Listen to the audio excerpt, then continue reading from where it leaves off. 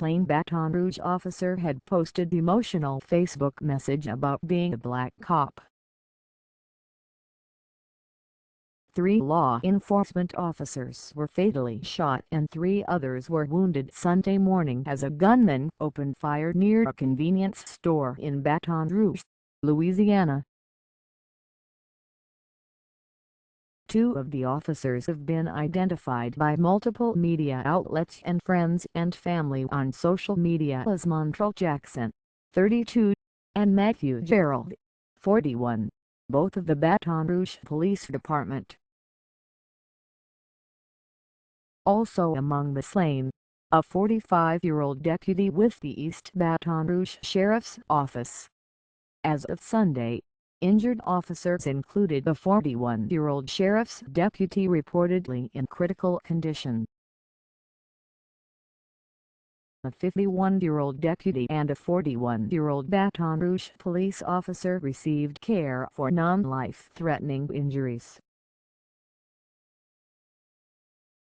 Montrell Jackson, 32, made us feel safe, a cousin and family friend told The Advocate Sunday that Montrell Jackson, 32, was among the officers killed.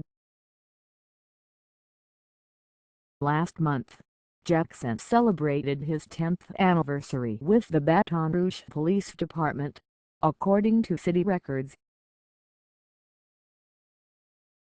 2 weeks ago, as Baton Rouge roiled following the death of Alton Sterling and after 5 officers were shot dead in Dallas, Jackson published an emotional note to Facebook.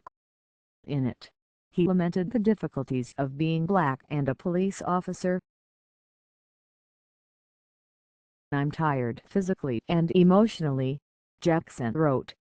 "I swear to God I love this city, but I wonder if this city loves me." He continued, "These are trying times. Please don't let hate infect your heart. This city must and will get better. I'm working these streets so any protesters, officers, friends, family, or whoever, if you see me and need a hug or want to say a prayer, I got you." A friend of Jackson's confirmed the note to the Associated Press. Darnell Murdoch, another one of Jackson's friends, told The Advocate that Jackson, a new father, loved his job. It motivated him to go out and change people's lives. He was on the force to help people, to make you have a better day, Murdoch told the newspaper, describing Jackson as humble, kind and sweet. He wasn't on there to write tickets, the friend said. "I don't understand how this could happen to someone like him."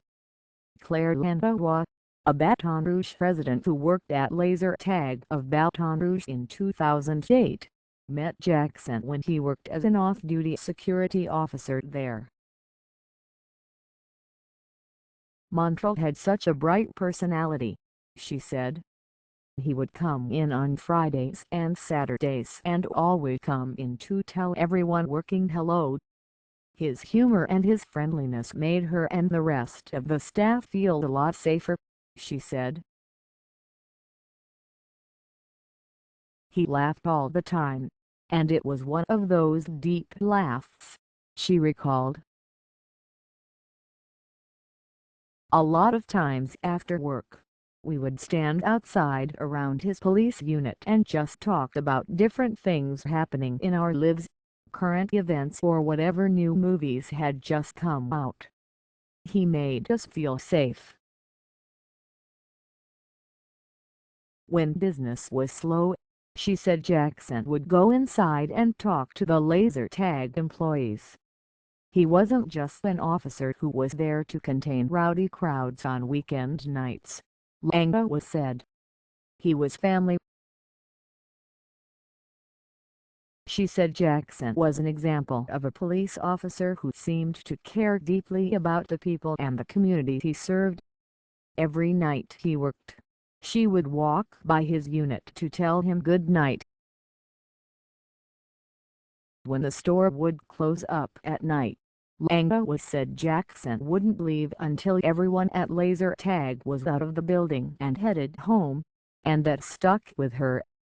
"He really was just the kind-hearted and gentle person," Langlois said. "He was the kind of guy who represents the badge in the very best way."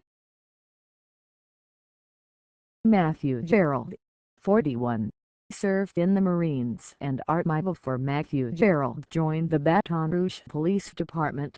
The 41-year-old served with both the Marines and the Army, according to the Washington Post. He was a father of 2 daughters. Friends said Gerald deployed to Iraq 3 times, describing to the newspaper as an avid Louisiana State University football fan who loved bass fishing. One of those friends, Ryan D. Cabral, served alongside Gerald in Iraq. He's now a police officer in Texas, the Post reported. "We did our time in the military, and when that time was up, you just can't turn off that want to serve the people," Cabral said. Today he did his final service by giving his life to protect the citizens of Baton Rouge and his fellow brothers and sisters in uniform. Contributing, WWL-TV in New Orleans.